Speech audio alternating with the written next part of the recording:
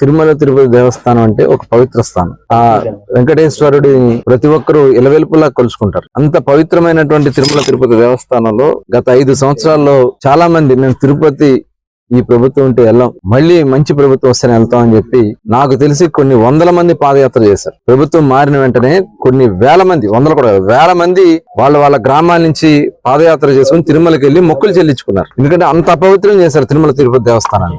ఒక EO JEO ప్రవర్తించిన విధానం, గళలుంగి కట్టుకుని ఒక పాత సినిమాల్లో రౌడీల్లాగా తిరుమల తిరుపతి దేవస్థానంలో వాళ్ళు ప్రవర్తించిన విధానం. అట్లాగే ఎవరైతే తిరుమల తిరుపతి దేవస్థానానికి సంబంధించి చైర్మన్ గా ఉంటారో వాళ్ళు వేరే మతాన్ని ఆచరిస్తూ తిరుమల తిరుపతి దేవస్థానం చైర్మన్ పదవిలో కూర్చుంటారు, అక్కడ అనుభవిస్తారు.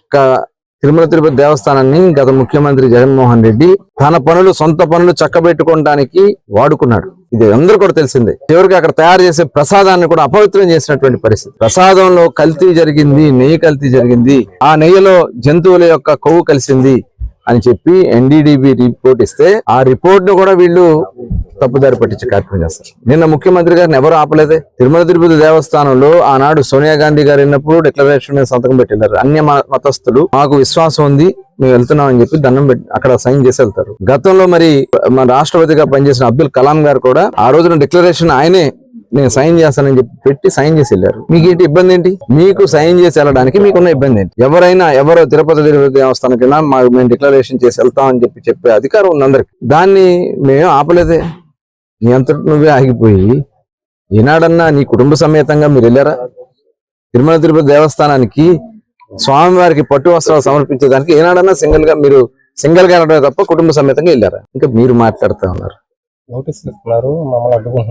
ఎవరు నోటీసులు ఎవరికి ఇవ్వలే.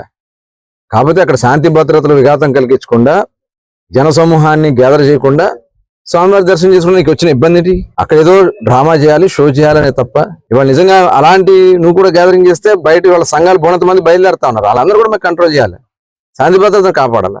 తిరుమల తిరుపతి దేవస్థానం యొక్క పవిత్రత మీద ఇవాళ అందరూ ఆందోళనగా ఉన్నారు. అన్ని సంఘాలు బయలుదేరుతున్నాయి, హిందూ మతస్థులు బయలుదేరుతున్నారు, కొంతమంది స్వచ్ఛందంగా బయలుదేరుతా ఉన్నారు. ఇది ఒక దేవస్థానానికి ఈరోజు జరిగింది, రేపు మిగతా చర్చలు జరగవచ్చు, లేకపోతే మసీదులు జరగచ్చు అని చెప్పి అందరూ కూడా ఆందోళనతోనే ఉన్నారు. జగన్మోహన్ రెడ్డి డ్రామాలు ఇంకా ఆగో ఇంకా ఎవరో నీ వల్ల సాగో జగన్మోహన్ రెడ్డి గారు గుర్తుపెట్టుకోండి అని చెప్తా అన్న.